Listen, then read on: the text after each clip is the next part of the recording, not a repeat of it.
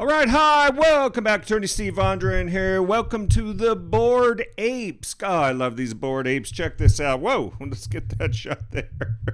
All right, hope you guys are having a great Tuesday. I think it's Tuesday, I should check. We're talking in this episode about the Bored Apes, more of this stuff about NFTs, blockchain, trying to give you guys an intro into what you need to know. And we're talking about the Bored Apes. Anybody heard of the Bored Apes? Raise your hand. Well, here's a few people that have heard about it.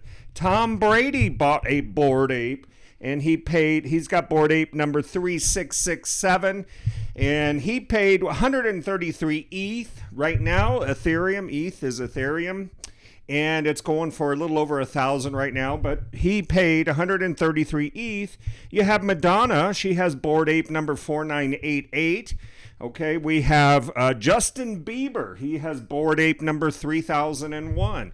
He paid 500 ETH, okay? I mean, we're talking a lot of money here, hundreds and hundreds of thousands of dollars. I think the lowest you can get them for is about 100,000. But these things are super cool. If it ever comes down into the reality zone, Attorney Steve will pick up his own little Bored Ape. But for now, it's not. In this case, is actually about a copyright infringement. You have the Bored Ape Yacht Club, okay? And so they sell these NFTs, non-fungible tokens, okay? And like they're little pictures of an ape. So I should have had one here. I'm a lousy drawer, but you have a Bored Ape. You have this, and he might have something hanging out of his mouth or a hat on or an admiral suit or something. So you buy these Bored Apes and they become NFTs, and it allows you to get into this Bored Ape Yacht Club, okay? And within the Bored Ape Yacht Club, so this buying an ape is your entrance into the Bored Apes Yacht Club. So you get into this online club, everything else, you get perks. Now, this club is known as a DAO, a decentralized, automized, I'm not even going to try to say it. It's a self-governing unit where the people that own the crypto, own the NFTs, the ape coin, they get to vote, and it's decentralized, it's autonomous, it's an organization. That's what I meant to say. Yes, okay. This is why blockchain can be kind of confusing, because there's all these words nobody's ever heard of.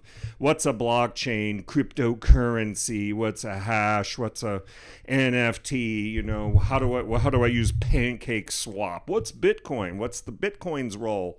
You know, and all this. So there's a lot of questions, but it's a DAO, and I'm going to do a separate video on a DAO. I'm going to just slowly integrate you guys into what I believe is the next generation of the internet, Web 3, and so forth and so on. So whether you like it or not, well, of course, if you don't like it, I guess you just head on out of here. But you get into this online club. This was a case dealing with a competitor that was trying to make a parody of the whole thing, trying to say, oh, well, why are people paying all this money? I'm going to make my own apes. They're going to look very similar, and it's going to be a parody, and it's not an infringement. And there was some bad faith and some things going around where it seemed like they weren't too happy with each other. It had been an ongoing thing with some allegations of racism and things like that. So a lot of details behind it, but Bored Ape finally just had enough. They sued him. They sued this other company, RRBAYC, Bored Ape Yacht Club.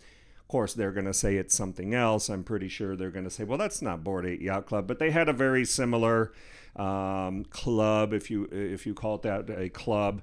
So all this was going on. You can buy these on NFTs on OpenSea is one. I don't endorse any of these projects, by the way. I'm not paid by any of these.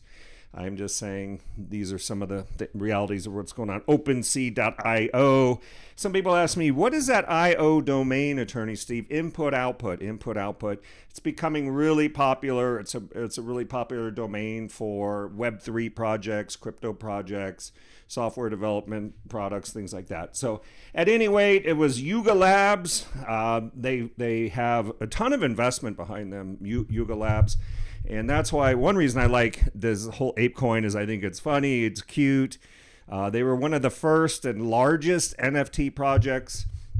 And again, so this is what can happen when you have a competitor come in and basically try to mimic or satire or parody. Now, parody can be protected under the law, and that's going to be a question in this case. Is this somehow a protected free speech? Is it a parody? Is it satire? Is satire protected?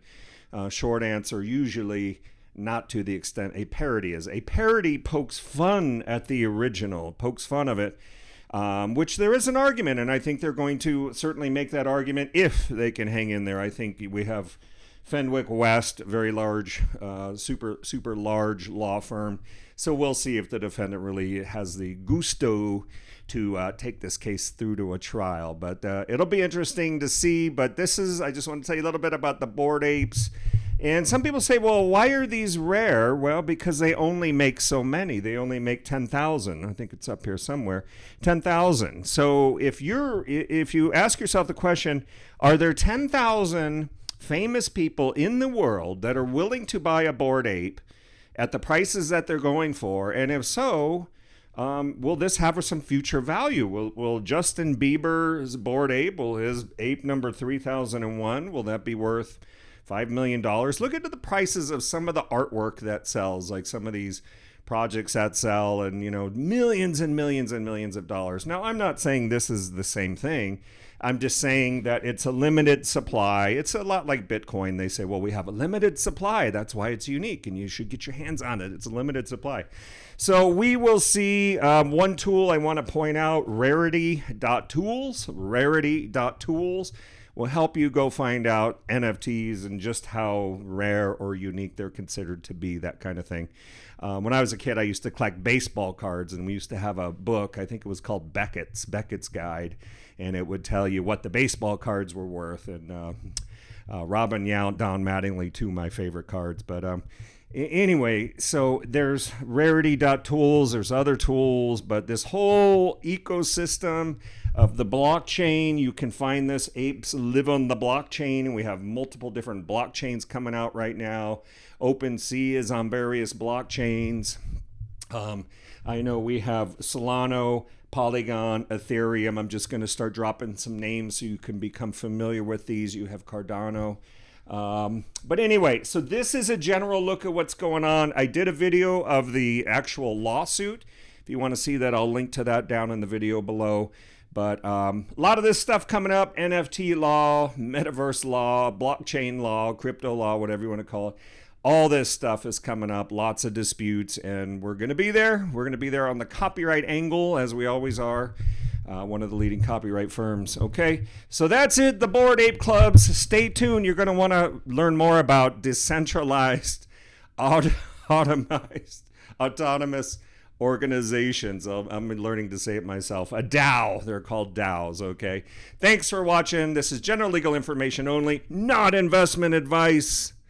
And hope you enjoyed that, but stay with us. We're going to give you we're going to just slowly, you're going to know more about blockchain law than the average bear, as always. But you got to subscribe, and also, all right, have a great day. Bye now.